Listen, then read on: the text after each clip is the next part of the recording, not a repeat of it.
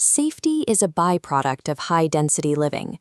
In cities and suburbs, we exist within a continuous grid of physical proximity and constant illumination that provides a subconscious sense of protection. This environment ensures that emergency services are always embedded within the community. When help is never more than a few blocks away, security becomes an intrinsic part of the landscape. But as you move into the American rural farm, that proximity evaporates. Neighbors and infrastructure are replaced by an overwhelming amount of empty space. This is the core of geographic vulnerability. In these environments, your personal safety is no longer a guaranteed service provided by the state.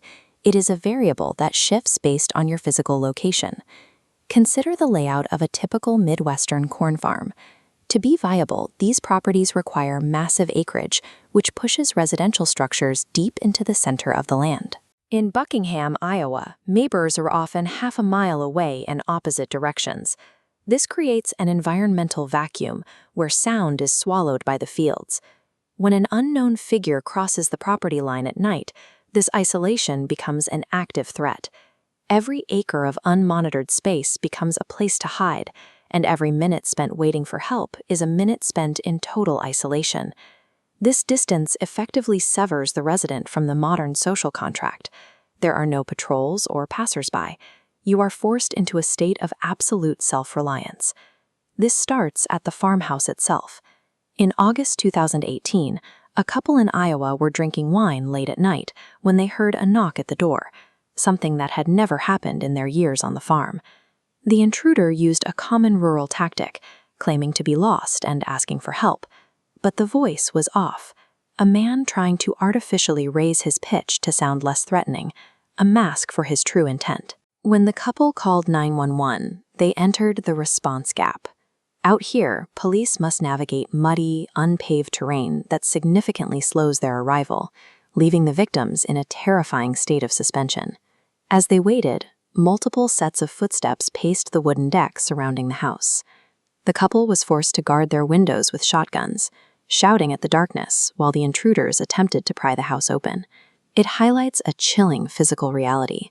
When you are 20 minutes from the nearest officer, your entire defense is reduced to a single wooden door or a pane of glass. The second zone of vulnerability is the perimeter, the yards and barns that surround the home. Lacking streetlights and electronic sensors, farmers rely on livestock and dogs as biological alarm systems. These animals are often the only way to detect a breach before it reaches the house. A perimeter breach is identified by sensory shifts. It's the sound of a dog lunging at its chain into an empty field, or an entire herd of cows mooing in unison, startled by something the human eye can't yet see. These moments are often accompanied by specific auditory cues, a human whistle from the center of a cornfield, or a high-pitched scream from a cow being led away from its stall. Relying on the panicked reactions of animals to confirm a threat triggers an evolutionary fear. It's the realization that you are being hunted by an unseen predator in your own backyard. Finally, there are the crop fields, the ultimate environmental hazard surrounding the property. A mature cornfield acts as an architectural blind spot. It provides the same cover as a dense forest, swallowing sound and blocking all lines of sight just feet from the property. One young man, investigating a noise in the corn, found a figure in all black standing just feet away. Even after the caretaker rose his gun and fired into the air, the figure remained motionless, essentially daring him to step further into the rows. That single intruder was a distraction. In the silence of the crops, at least 6 or 7 more masked figures emerged, surrounding him and chanting in a rhythmic, unknown language. The field hides the aftermath as well. After the group fled, the caretaker found a severed cow head placed inside a circle of candles, a macabre display left under the protection of the crops. The agricultural environment provides the infrastructure for this terror.